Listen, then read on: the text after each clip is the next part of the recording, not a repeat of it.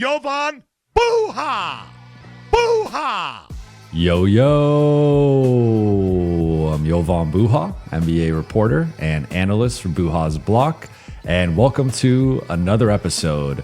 On today's show, I am thrilled to be joined by Iztok Franko of Digging Basketball on Substack. I highly recommend you subscribe. And Trevor Lane of Lakers Nation, Lakers Collective, Basketball Bulletin, Front Office Show. Am I missing anything, Trevor?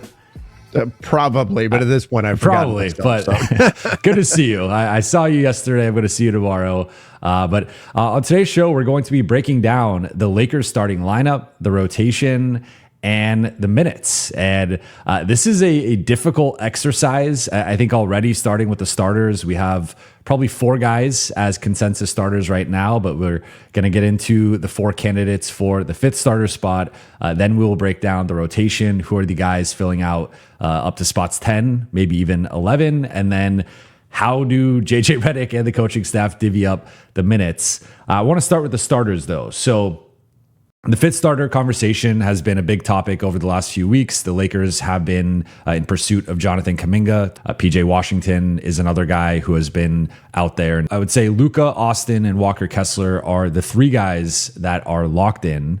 Quentin Grimes is likely the fourth guy. But then we get to the fifth starter spot, and that's TBD. I think we're looking at four candidates: Sandro Mamukelashvili, Matisse Thybulle, Jake LaRavia, and Zaire Williams. We'll start with you, Iztok. How do you view the fifth starter spot within the context of those other four guys? Who do you think best checks that box?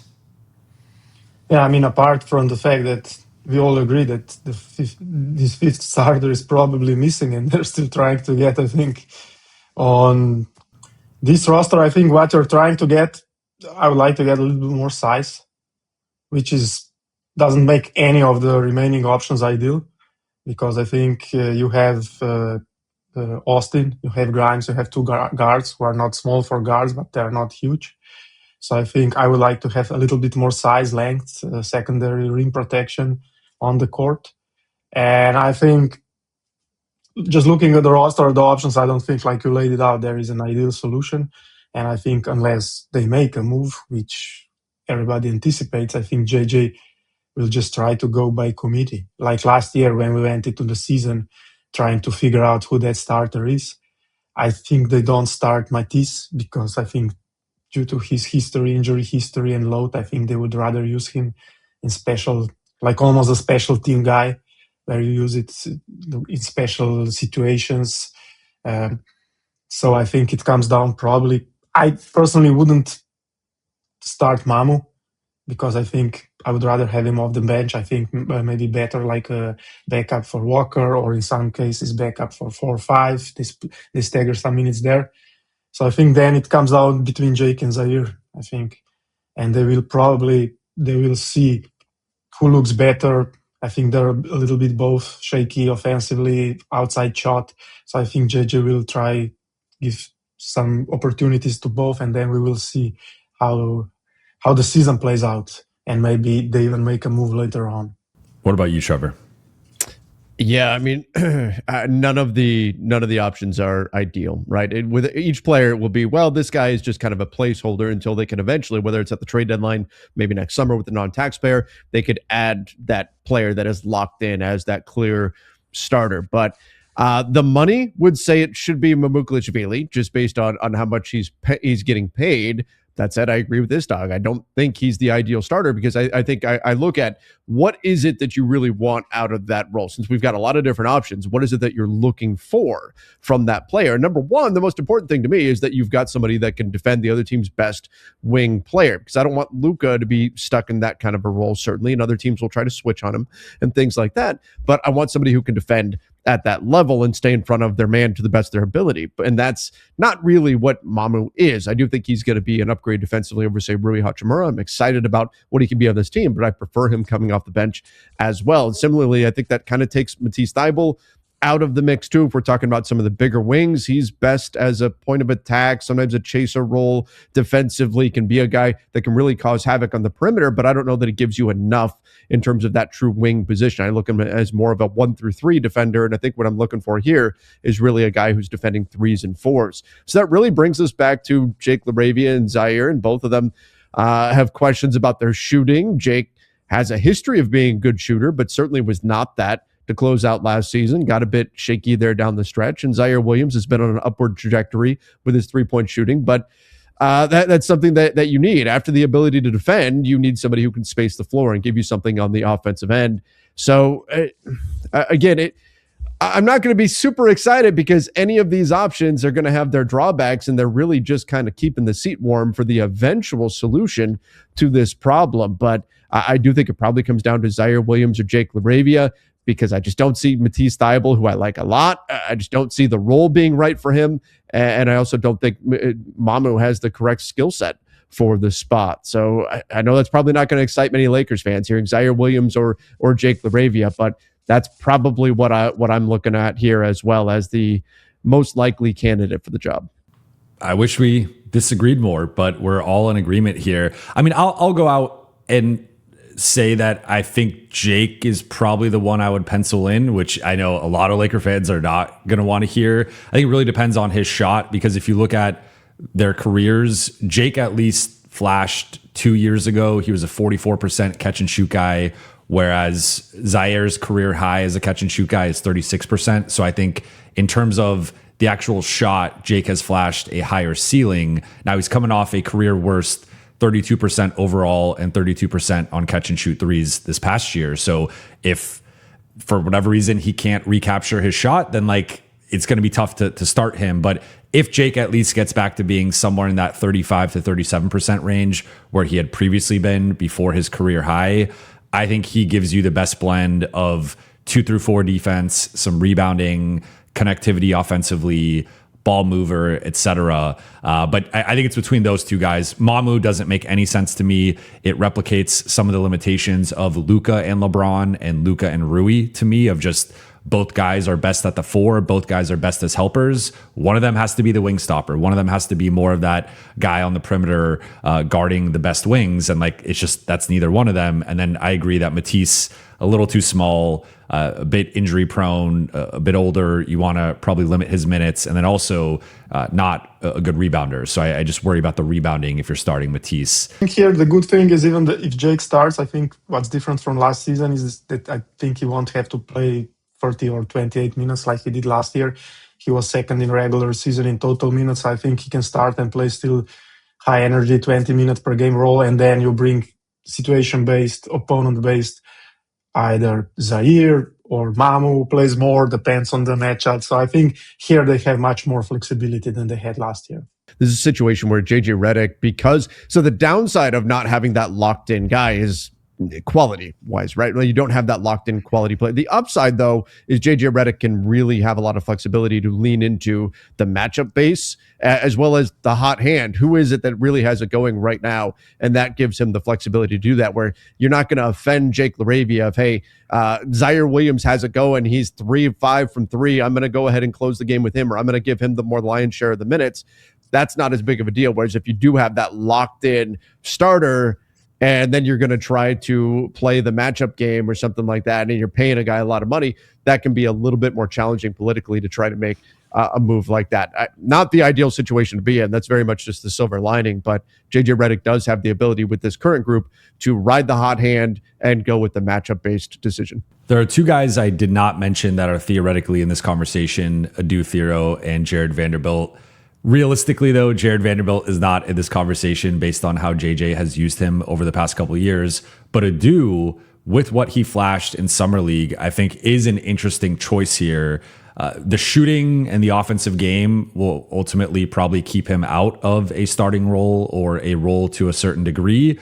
But theoretically, he does check the defense and rebounding box. He checks the motor, the athleticism. And if you squint, you can kind of see that Derrick Jones Jr. type, but even in a like more supercharged, better athlete, more physical, more power. So Trevor, in terms of Adu, Is he potentially a guy that you think could get a crack here in training camp if he continues to progress, or do you think that's premature and he first needs to establish himself as a rotation player before jumping into the starting group? Yeah, it's a no for me on Adu, and I'm very high on Adu. I've talked a lot about how important his development is for the Lakers. I would slot him ahead of Jared Vanderbilt in any kind of rotation. So don't hear what I'm not saying there, but I don't want a guy that is going to be very mistake prone in that starting lineup. I want somebody that's going to go play relatively mistake free basketball, that is going to make the right rotations 95% of the time. And that's just not Adu Thiero, nor is it what we should expect him to be right now. I also firmly believe in building upon success for young players and bringing them along. It's different if it's a lottery level talent, but that's not what Adu Thiero is. I want to build his confidence up and build upon successes at the NBA level. And to go from occasionally getting thrown a few minutes here and there when he's healthy one season to starting with Luka and Austin and Walker Kessler, this Lakers team that is expecting to win games, that is a huge leap. And I just don't know if that's really setting Adu Thiero up for success. If the trajectory continues, the improvement we saw in Summer League, if that continues all the way through, maybe mid-season, we revisit this conversation. But I certainly don't think it's a situation I want to put Adu Thiero in right out of the gate. What do you think, Iztok? No, I agree. I think also knowing JJ and with Kessler in the lineup, I think they will emphasize shooting and spacing. So I think this is something that we see as a team, how this team was built.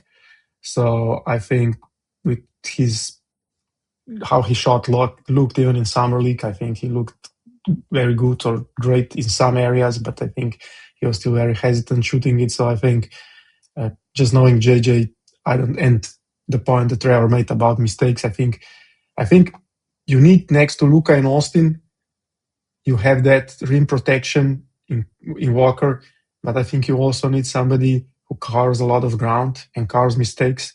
That's why I would lean a guy like Zaire, who has the length and mobility and is a good gap defender. Jake as well, high motor. So I think I would go there. And then, like Trevor said, I think there should be time where the young guys, not only Adu, but also Carr, should get minutes. And I think that should be exciting, but probably seeing them off the bench or let's say in some other games where they get more opportunities. The more I've thought about it, I am starting to talk myself into Zaire ahead of Jake potentially. I think there's some X factors on both sides, like which guy shoots the ball better with Zaire. What's his scalability into guarding fours? Because I think this player, like if I'm looking at my ideal checklist for this fifth starter, it's someone who can guard threes and fours. I think there's been this narrative out there that it has to be a four. I don't think that's the case. I think ideally you have Quentin Grimes as your point of attack guy. You have this guy as your wing stopper / four stopper in like a double big look. And then you have Kessler as your last line of defense. Luka is the low man helper. Austin is guarding the secondary guys, more of that chaser role. That's the best way to deploy this fifth guy, in my opinion. So they have to be able to guard either forward spot, which I think there are some questions with Zaire. There's some questions with Matisse. I don't think Matisse can guard fours. I think Zaire has the frame to guard fours, but he has not done it consistently up to this point in his career. He's been more of a 1-3 defender. And then the player also has to be able to rebound at a certain level, which only Mamu checks. Even Jake defensively in terms of the defensive glass is more of like an average-ish rebounder, but he's a really good offensive rebounder. And then shooting 35 plus, if not 36+% on catch and shoot threes. So like none of these four guys check all four boxes. You could argue none of them even check three of the boxes. I guess Mamu is maybe with the shooting and the rebounding the closest, but then the defense is a non-starter for me. So yeah, I guess Zaire, if Zaire shows he can lean more into like the motor side and the athleticism side of his game, be a better rebounder and scale up to guarding fours, he might be the guy. But it also could just be as simple as like Jake has a bounce back season. He shoots 38% on threes and like that's the choice among these four. I think when we look at Zaire, there's a couple of things to like. And number one is that he's very high in his steals rate. Now, that can sometimes be a bad thing when a guy's getting out of position, chasing down steals. But I do look at the addition of Matisse Thybulle and Zaire Williams. I look at a Lakers team that was middle of the pack last season in opponents' turnovers. And I also look at an NBA as a whole where there's more emphasis being placed on perimeter defense and putting pressure on and forcing those turnovers. We've seen a lot of teams that are kind of following or mimicking the Thunder's defensive style in that regard. So I do think Zaire Williams does have a bit of an edge there in terms of forcing live ball turnovers over Jake LaRavia. I also have seen a consistent shooting progression from Zaire Williams in terms of his three ball. So if that continues, that trajectory continues, that would be a positive in his column as well. Now, who knows when he puts on a Lakers jersey, whether his 3-point percentage is going to plummet or what's going to happen there. But Jake LaRavia is the significant. I mean, right, that's a thing that we've seen happen for a while. But Jake LaRavia is. I mean, Jake last year. Jake was coming off a career year shooting and had a career worst year shooting. I mean, it's I don't know if it's the lights at crypto.com arena. It's the, you know what it is? It's the wrong shade of gold. It's more of a yellow now. That's what you go back to the right color jersey. Yeah, that's it. It's blinding the shooters. That'll do it. But Jake is the better rebounder. So I think there's a little bit of an edge there too. I don't know. I mean, is it as simple as whichever guy shows out in training camp just gets the spot? Is that what JJ Redick needs to lean into? Yeah, I think that should be a part. I think what I like about this team is a lot of younger guys who haven't played on a lot of winning situations. So we mentioned Zaire. He was like on bad teams for most of his career. Walker, Colin Sexton, even Quentin Grimes was a lot of. He was on a good Philadelphia team, but in the middle it was tanking. And so I think that should be part. And I think JJ will, fully lean into it to have like a really competitive team. And I think in situation like that, the best is to use that competitiveness to figure out which guy wants it the most or which guy, let's say, excels under pressure the most and the opportunity. And I think when we were talking about this is probably a stopgap move, is not something that will be there for sure. I think they have a lot of. They have the contracts of the other guys that combined with if some of these guys plays well, they can use these guys playing well to then upgrade the position or the other starting spot. Let's get into the rotation. So there are 4 starters penciled in, and I think we're all in agreement that fifth spot is probably between Jake and Zaire. So if it's between those two, let's put them in the rotation as well. That gets the Lakers to 6 guys. I also think clearly Mamu, whether he's coming off the bench or starting, is going to be in the rotation, and then Colin Sexton as well. So that gets us to 8 players. I think Matisse Thybulle is going to be in the rotation. He was a rotation player in Portland. So that brings us to 9. And realistically, I think JJ's going to go with a 10-man rotation, maybe 11. But I think you could argue there are 12 guys who probably expect minutes or some sort of role on this team. So that brings us to 9 guys locked in. If we say, let's just go Zaire as the starter, then off the bench, it's Sexton, Mamu, Matisse, and Jake. For spots 10 and potentially 11, you have Cameron Carr, Adu Thero, Jared Vanderbilt, and Kevon Looney. The way the Lakers have talked about Kevon Looney, it seems like he might be in the rotation, or at least this backup big search. We'll see if they end up finding a better alternative. But you also have Cameron Carr and Adu Thero, who showed out in Summer League. And you also have Jared Vanderbilt, who might just be the best player of those 4 as things stand right now and fill some important minutes as a rebounder and defender. So looking at the final competition for the last spot or 2 in the rotation among those 4, how do you guys see that shaken out? Let's start with you, Iztok. First, I would like to see Cam Carr getting minutes and rotation spot. I think he is the biggest wild card on this team. And I think looking at the contracts, looking at the assets that they have, I think him eventually panning up as a starter or as a, let's say, very quality rotation player, that's the biggest, I think, gain they can get. But on the other hand, again, based on JJ's history, I think we can be sure that he will play Luka and Austin, which are basically guards. He will play them, 35 plus minutes. And then you have 2, I think, the guys that he will trust because of the shooting, because of the ball handling, because of the contracts, and these are Sexton and Grimes. So you have already 4 guards, and and let's say that Grimes plays the free position, small forward spot, you don't have much minutes left for that position, even if you pencil in Carr for a couple of minutes. So, and Thibault. So I think there is going to be a crunch on the guard spot. And hopefully, as I said, they find minutes for Cam Carr, but I think that's why I'm a little bit worried. Of course, now we are talking if there is no injury, and we saw last season how quickly that can change, and then all this depth can come really handy. So to me, that is the biggest thing I would look at it. And then the front court spot, I think there is where they have more issues. I think there's where they need size because we don't know what can they get after Kevon Looney.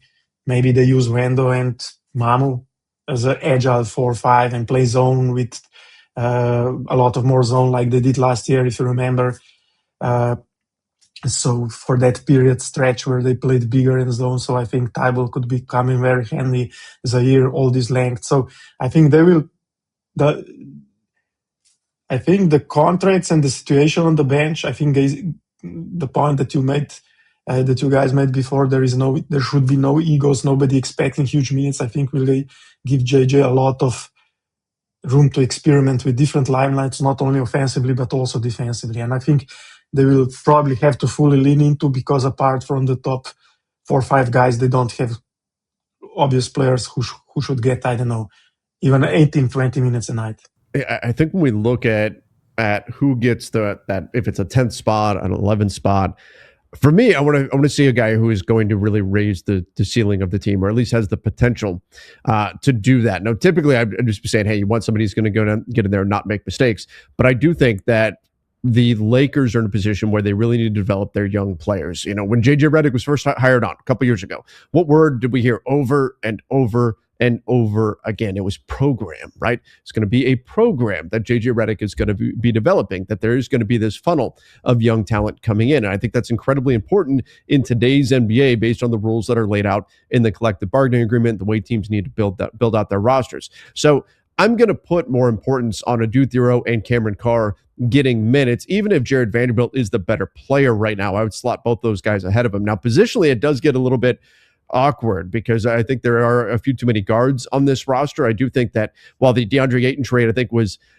fine value-wise, and I'm curious to see what the Lakers ultimately do with that second-round draft capital. I'm not saying they shouldn't have done the move, but if DeAndre Ayton was on this roster right now instead of Jaden Hardy, I think everything slots a little bit better in terms of having that backup big, one less guard that's in the mix there that's just kind of sitting on the end of the bench. So you can't really get into the mix at this moment. But I'm going to prioritize Cameron Carr. I'm going to prioritize Adou Thiero if we go to an 11th man over some of these other guys that may be more ready to play right now, because I just think that's the most important thing for the Lakers' long-term future. I think that when we're talking about who is this 5th starter, the potential is there that the long-term answer is simply Cameron Carr, that the short-term answer is Jake LaRavia or Zaire Williams or someone like that. Maybe it's a Jonathan Kuminga, maybe it's a PJ Washington, whatever, but the long-term answer may ultimately become Cameron Carr. So I do think they need to put more emphasis on developing players. You can argue that with Adou Thiero's injuries last season, they didn't have ample opportunity to do so, nor players that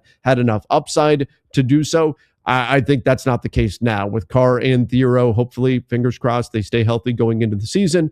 But I'm going to try to funnel minutes that way. I would prioritize Carr first of all over Adou, and then go to Adou Thiero ahead of any of the other guys that we're talking about. It does get a bit tricky fit-wise for JJ Redick, especially if it's Kevon Looney that's not really in the rotation. Then are you playing small behind Walker Kessler? Is it Mamu at the 5? How are you working that out? So that could get a bit complicated, but I think there needs to be a very deliberate and concerted effort to get opportunities, maybe a 2-shift opportunity for Cameron Carr, and then see what you can get for Adou Thiero as well. Yeah, I think just to add here, I agree here. It's not only the youth and the potential, but I think it's also athleticism. I think they don't have this in that shape in starting 5, but we saw with Derek Jones Jr., even with PJ Washington, I think having Luka, a lot of threats for Luka, even at the other position.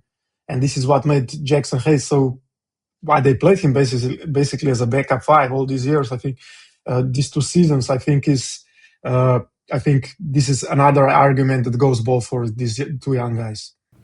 I couldn't agree more with that specific argument. Like, those are the 2 best athletes in the Lakers rotation right now, or projected rotation in terms of Adu and Cameron Carr. I mean, they're probably the two best athletes on the roster, just period. I'll go a step further and say, like, I wonder if there's this open competition with Zaire and Jake, and to a lesser degree Matisse, because I guess if you view Luka more as a four defensively, you could make an argument for Matisse out there as well. But I just worry about the rebounding and the overall size with that group. But let's just say there's a 2 or 3 man competition for that starting spot. I wonder if the two guys who lose that competition, they're the ones that kind of get squeezed here in the rotation, and it ends up being like Sexton's locked in, Mamu's locked in. Maybe one of those two guys gets a role, and then the other two spots go to Adu and Cameron Carr, because I want to talk through this minutes exercise here in a second. Like, the minutes go pretty quickly, and to Iztok's point, like, maybe none of these guys are expecting a certain amount of minutes, but I'm trying to be conservative here with like Mamu and Sexton's minutes, and even then, you're barely getting to two other guys at like a normal rotation level in terms of being, 15 plus minutes, which typically you're going to have like 9 guys in that 14, 15 plus minute range. So I do wonder if whoever loses out that competition, despite them actually being in consideration for a starting spot, actually ends up getting squeezed a bit with the bench group. Yeah, I think that's going to be a real challenge for them, is figuring out who those players are going to be. I do want to caution with all this though too. It's August, right? And we all know this, that this, we got to talk this about time something of year, here.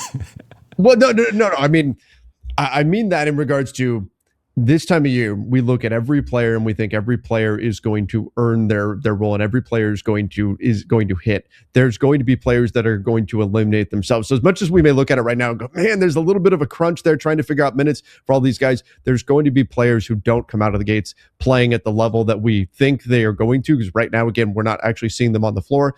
And there'll be a few guys that will remove themselves from this conversation. It'll become a lot more apparent once they actually get out there. Right now, look, I hope JJ Redick has the problem of, man, I've got a guy that could start, and if he doesn't start, I got to get minutes for these young guys, and so I'm going to have to take a guy who could potentially start and bump him all the way out of the rotation. I hope he's got that problem. But I think the more likely situation is we're going to see some guys who, whether it be via injury or play, are removed from this conversation, and that opens things up a little bit in terms of how players are actually slotted. I just think with the talent on the roster too, very concentrated on, at least the bench talent, concentrated on the wings and the forward spots. I think the move is probably Mamu as the backup 5 and backup 4, but the backup 5 minutes to me go to Mamu and then Adu or Vando. I don't think Kevon Looney factors in here. Maybe there's a certain matchup where Kessler gets in foul trouble or Mamu gets in foul trouble. You need to go to Looney, or one of those guys gets injured. Then Looney factors in. But I don't see Looney factoring in as an every night rotation guy. To me, with just how much, like, if we're ranking players on the roster, to me, he nets out at probably 13th or 14th on the overall roster right now. So it's like, I just, at that point, I'm prioritizing other guys, and I don't want to play the 14th best player on the roster ahead of like the 11th best player because he fits a position. I think you play Walker Kessler 30, 32 minutes, the other 16, 18 minutes, 10 to 12 of that goes to Mamu. Then you play small 6, 8 minutes. And maybe those groups you go zone, or you go switching 1 through 5. And that's a more athletic, dynamic type group. But what do you guys think about Kevon Looney specifically? Because I am probably lower than most on Kevon Looney, and watching the film on him and talking to people about him. And I just don't think he is a rotation guy anymore. Yeah, but to your point, I think, Trevor, he is the prototypical low mistake guy. So I think he's the guy, if you pair him with the young guys, if you pair him with some more mobile athletes, I think they'll try to survive some minutes with him and use him against bigger players. I don't know, like get a couple of fouls against Jokic when you defend him, I think. So I hope he has something more left, and I think just out of trying to use him as a mentor, as a screener, but the rotation is not ideal. I think also Mamu, if you play him at the 5, which Raptors did for most of his time, I think you can survive the bench minutes against most of the NBA, but there are matchups where you need size, when you need toughness, when you need some bulk, and this is where they will probably use him. Him being situational, I think makes some sense, but I don't think it's him as like the full-time backup five. Yeah, agreed. I'm right there with you. I might be a little bit higher on him than you are, simply as a screener, as a rebounder, as an offensive glass guy. But I'm not a guy that I want to see every single. More of like, a couple times a week he gets out there and it's situational, and that's what we see. Which again brings us to a point where you can go Mamu as your backup five, and I think that's what we're going to see quite a bit of.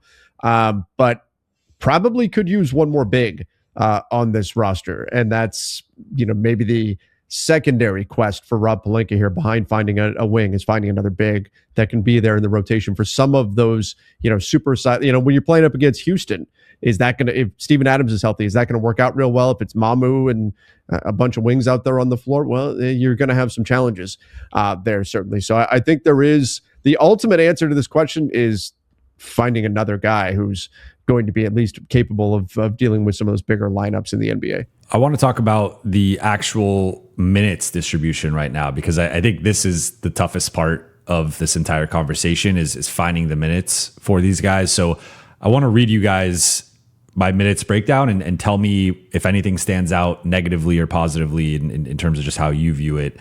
So I have the starters right now as Kessler, Zaire, Quentin Grimes, Austin Reeves, and Luka. That's the offensive starters. Obviously, if we're going defensive, it's Zaire, Luka at the 4, the other one at the 3, and then Grimes and Reeves in the backcourt. I have Kessler at 32 minutes, which would be a career high for him, but I think they're really going to need him defensively. Zaire at 20 as a placeholder starter. Quentin Grimes at 26, which I think might be low, but I'm trying to fit in everybody here. Austin at 34, Luka at 35. So that's the starters.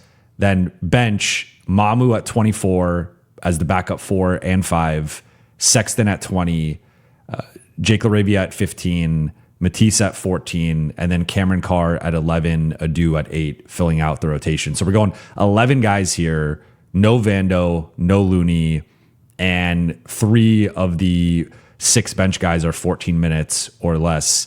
Does anything stand out that you strongly disagree with what I just laid out? Yeah, I think you're forgetting how much JJ likes to play guys big minutes and likes to play shooters. So I think Grimes I think Sexton is playing at least 28 minutes, and Grimes as well. Okay, that's my point. I think he really leaning heavily on the guys that he trusts offensively.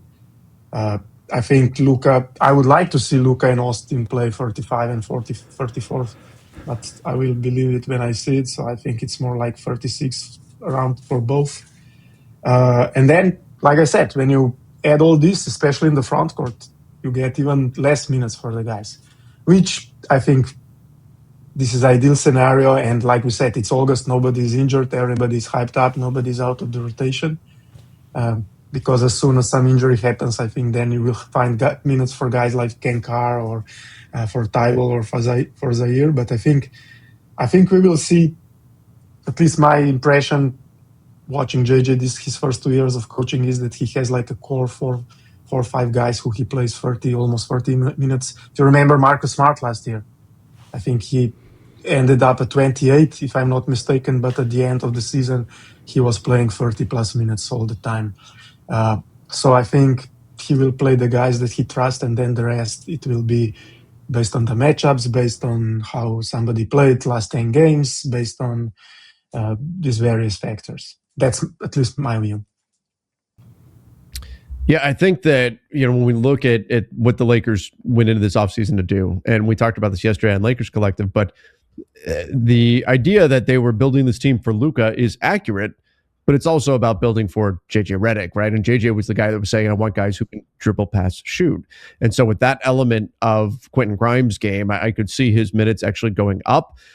And I think Iztok makes a great point about what it is that JJ leans into, because for me, my initial gut reaction was, oh my God, Matisse Thybulle needs to play more, because he is, when I look at the elite skill sets on the roster, he is an elite defensive player that I think if the three ball is a thing, which over the last couple of seasons it has been, it's been a small sample size due to games played, but if that's a thing, I think he can be a highly impactful player. But if we're trying to predict what JJ Redick's going to do, that's different than maybe what I would do. So I could see JJ leaning more into Colin Sexton, but Jovan, this is something that has been tripping me up, and maybe you can give me your thoughts on this, shed some light on this.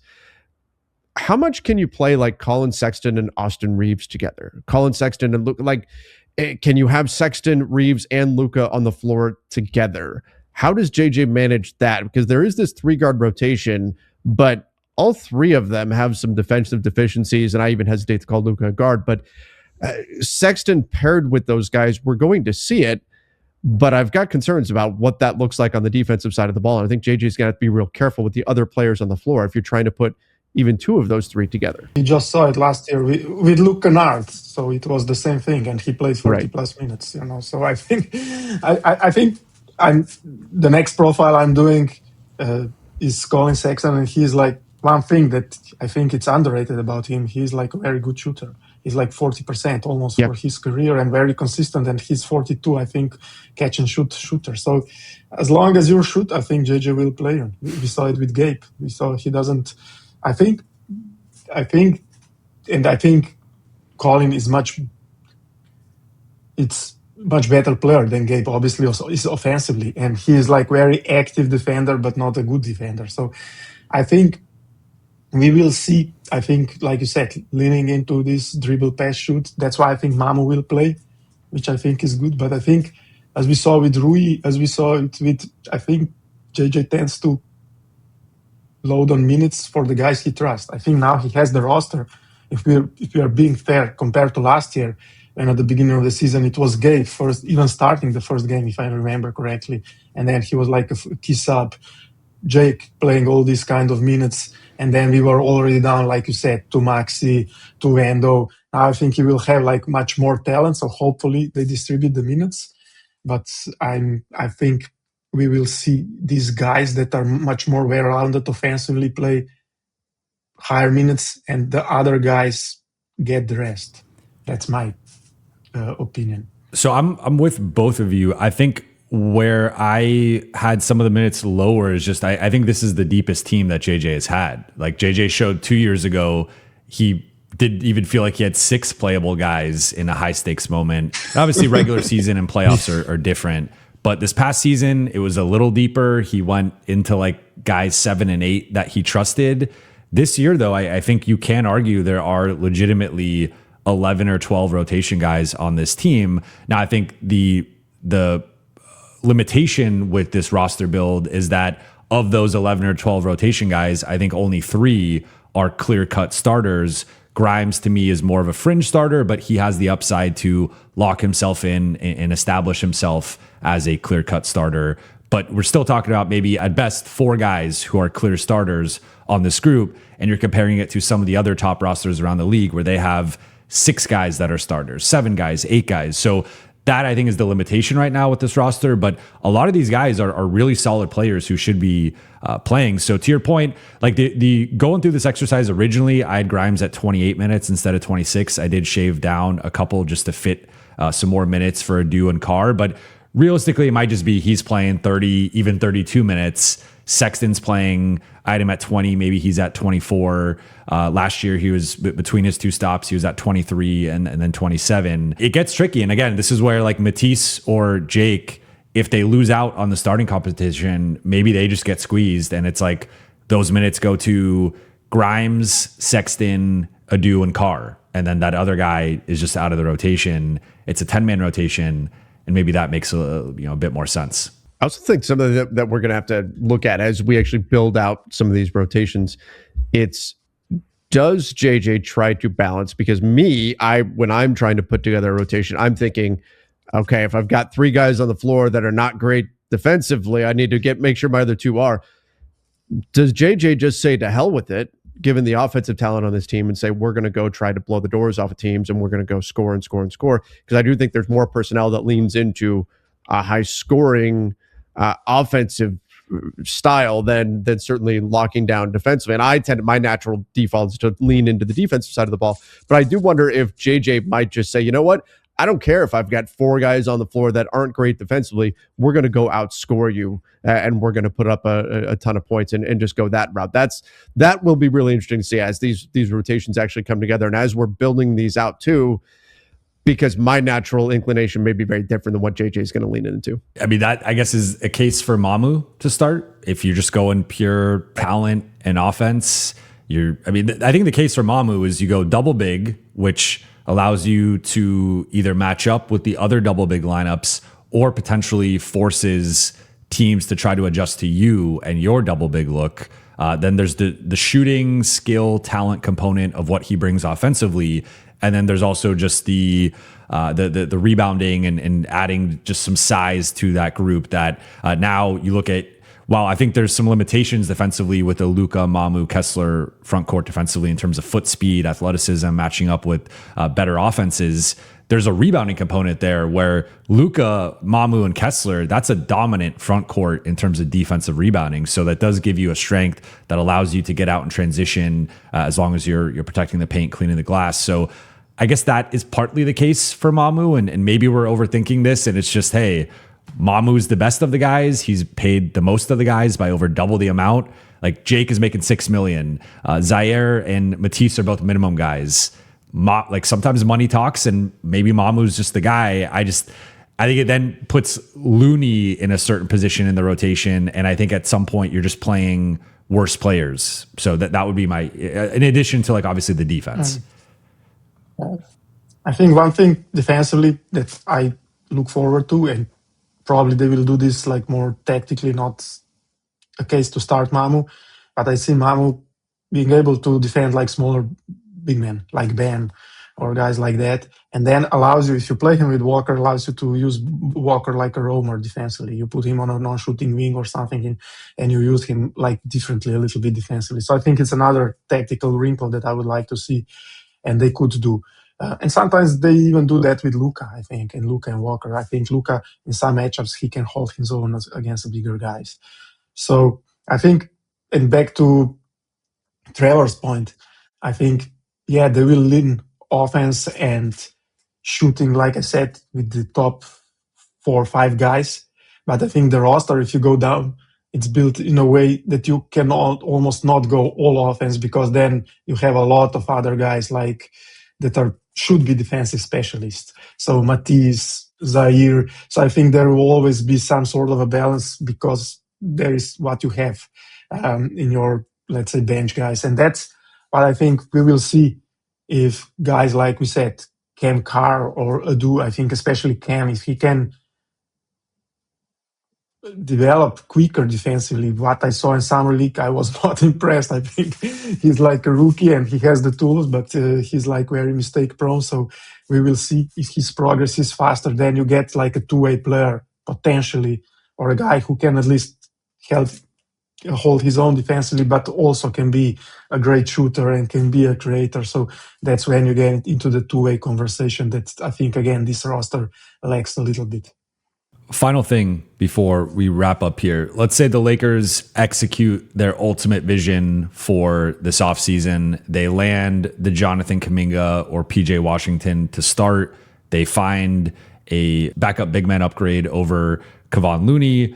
And then they swap out some of the back end guys, Dalton, Jaden Hardy. How do you guys view the rotation at that point? Because now it's like, okay, Kessler, Kuminga or Washington, Grimes, Austin, Luka, and then you have Sexton, Mamu, backup 5. That's 8 of your top 10 guys.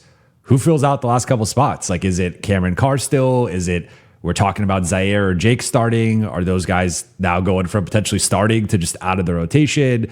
How does Matisse factor in all this? Where's Adu in all this as well? So I think it gets interesting if they do end up adding at least 1, if not 2 more rotation guys. This gets even trickier to suss out.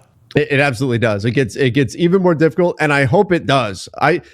It's a problem. It's a great problem to have, though, and I hope JJ Redick does have this problem to start the season. And this is where, not to make it a cop out or whatever, but this is where how do each of these guys play in training camp? You give these guys different looks. You tinker with some of the lineups in preseason, and then you see who's really got it. Because all of these guys that you mentioned, they all have their arguments for being in the mix there, whether it's a Du Thero, whether it's Cameron Carr, whether it's Matisse Thybulle, whoever it is, they all would have their arguments for being in the mix there. It would be what does the chemistry actually look like on the floor? I think it's a little different too when we're slotting in some of these guys for like the last couple of spots versus, hey, which guy can we kind of sort of live with their flaws and make this guy into a starter. So I hope though that this is the situation that we're in to start the season, that JJ Redick has got to figure out that problem, because it's a great one.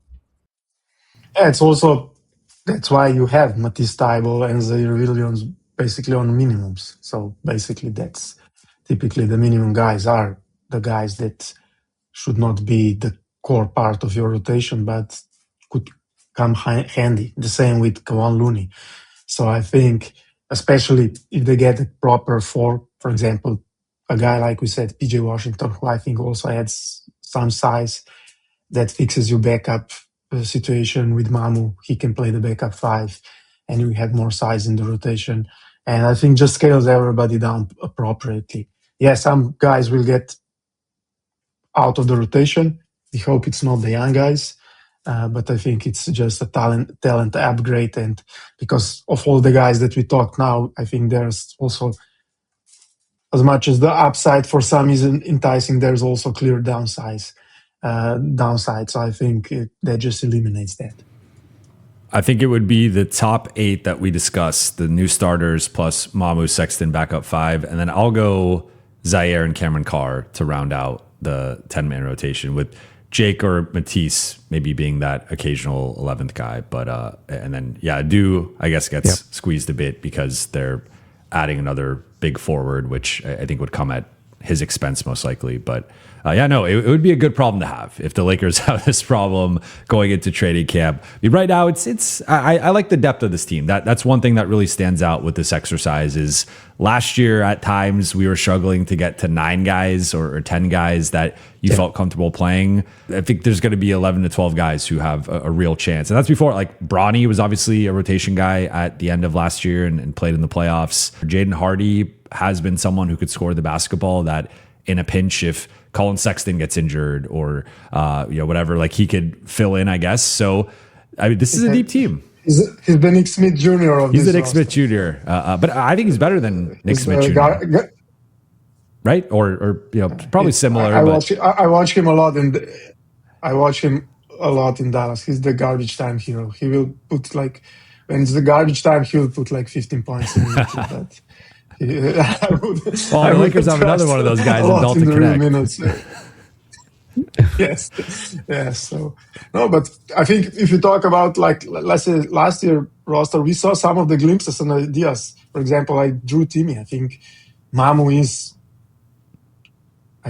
much much better version of that. Like a mobile guy who can shoot, play small, or you play big and you play zone. We saw like glimpses of Nick Smith Jr., who is like an explosive guy off the bench, explosive scorer. Sexton is much better at that. So I think if you have much more deeper roster, you put these guys in a little bit smaller roles, but you have much more talent. So I think that that would be great, and I think we would feel much better about that. By the way, let me just throw a wrench in all of this right now. What if Arthur Kaluma is the answer? What if the shooting is real? Then there's another option there that they could potentially. Maybe it is Arthur Kaluma on a 2-way contract. He continues to go. What did he shoot? He shot like 50% from 3 in summer league. If that's what he turns high into, 30s, 40ish%. High 30s. That's not out of the question. Maybe, you know what? That's what training camp is for. Maybe that is where we're at. I think the interesting thing is right now they've got 16 guaranteed contracts on the books. They don't change something before. Like, who's the odd man out? Who gets cut? In order to make, now obviously they got a long way to go. It's not a problem for today necessarily, but who do they move on from? And at that point, it doesn't really matter from a financial perspective unless you're waiving someone who's got additional years. So I guess it's a competition between Bronny, Jaden Hardy, and Dalton Connect.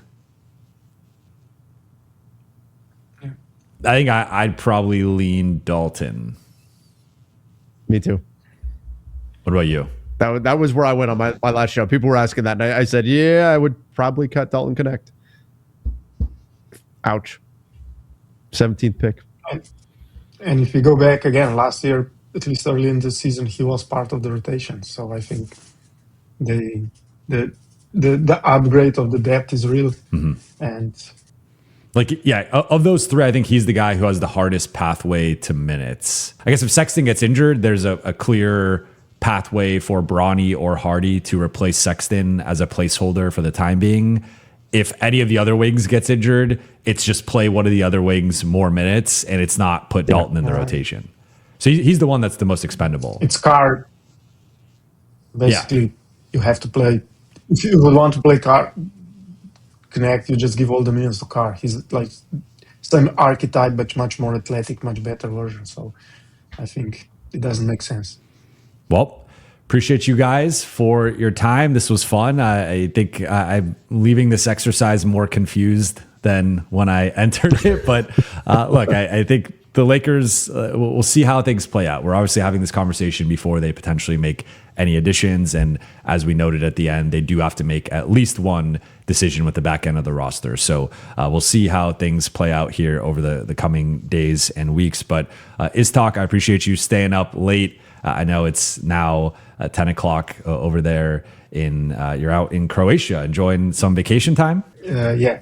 So hopefully my internet survived. So mobile data came to the rescue.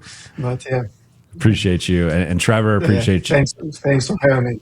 Of course, man. Thank you. And I know you are a fan favorite, so people are going to love hearing your thoughts on all this. And Trevor, you are everywhere, and I'm sure you have a live stream to get to after this, but appreciate you making time with your busy schedule. No problem. And looking forward to seeing you tomorrow on I'll Lakers see you Collective. in less than 24 hours. That's right. Let's Appreciate go. you guys for watching and listening. For those watching on YouTube, please be sure to hit that subscribe button, turn on channel notifications, and like and comment on this video. For those listening on Apple Podcasts, Spotify, or your podcast platform of choice, please be sure to follow, download, and leave a 5-star review. I'll be back soon. I'll talk to you then.